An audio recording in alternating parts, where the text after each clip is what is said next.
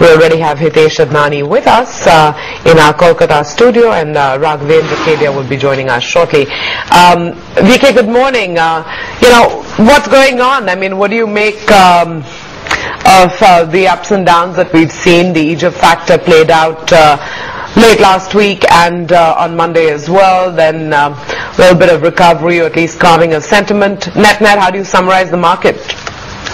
Haven't had a chance to discuss, individual stocks you've got your eye on. What tops the list?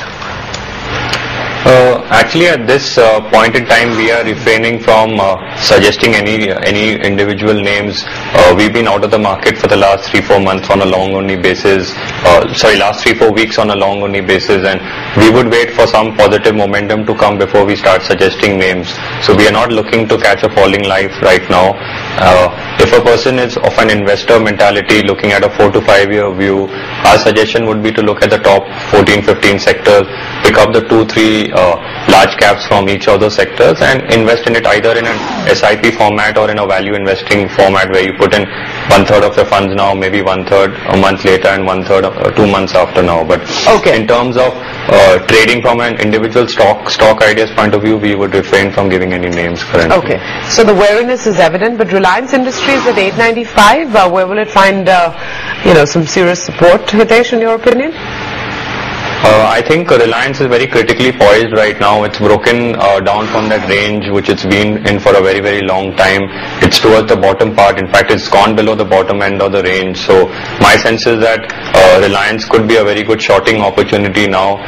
We could short at current levels, keeping 930 to 940 as a stop loss, and we could head much lower from here. Similarly, the way Reliance Infrastructure broke down from a range and we saw a sharp sell-off a few months ago, my sense is that Reliance could head much lower from here. And if Reliance heads lower, that's bad news for the Nifty as well. Raghavendra, if there's any support that's likely to kick in at these levels for Unitech, throw your views in on DLF as well. Stock at 220 levels yesterday. Unitech is now firmly in a bearish mode right now. I wouldn't be surprised if the stock heads down much lower. Currently, there doesn't seem to be much support.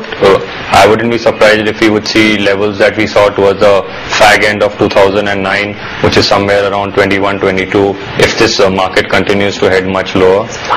The story is pretty much similar for DLF as well. It's totally broken down, and we could see some amount of support coming in around maybe 209, 210, but if that gets broken, the next stop could be around 140. So it's really bad news for real estate currently.